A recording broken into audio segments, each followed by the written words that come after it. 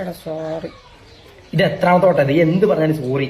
എത്രാമത്തെ വട്ടം സോറി, എനിക്ക് അറിയാതെ പറ്റിയതാ. ഇനി ഞാൻ ചെയ്യൂല. സോറി. ഇത് എന്തുവാ ഇത്? എന്ത് പറഞ്ഞാലും സോറി?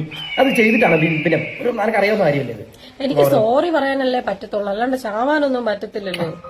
എനിക്ക് തെറ്റുമായിട്ട് പോയി. ഞാൻ സോറി പറഞ്ഞില്ലേ, പിന്നെന്താ? സോറി. ഞാൻ അങ്ങനെ പറഞ്ഞാൽ ഞാൻ പോട്ടെ, സാരല്ല, പോട്ടെ, വിട്. ഞാൻ വിട്ടു. ഞാൻ പോയി ചത്തോളാം. പക്ഷെ അങ്ങനൊന്നും പറയല്ലേ, പോട്ടെ, വിട്. നാളെ വിട്ടു.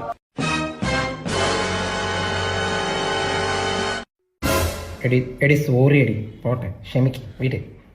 സോറി. എനിക്ക് നിന്റെ സോറി കേക്കണ്ട.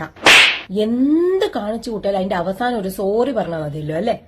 സോറി ഞാൻ പറഞ്ഞില്ലേ, ഞാൻ അറിയാണ്ട് ചെയ്ത, ഇനി ചെയ്യൂല. ചെയ്യാനുള്ളത് മുഴുവൻ ചെയ്ത് കൂട്ടിയിട്ട് അവസാനം സോറി പറഞ്ഞു കഴിഞ്ഞാൽ പ്രശ്നം അങ്ങ് തീരുമൊന്നുമില്ല. തെറ്റ് തന്നെയാ. സോറി പറയാനല്ലേ പറ്റുമല്ലോ, അത് ചാവാനൊന്നും പറ്റൂലല്ലോ.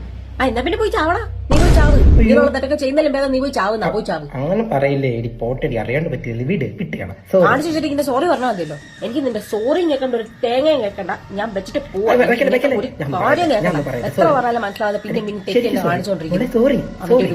പോണ അവിടെ വെച്ചിട്ട് ഞാൻ പോവാ.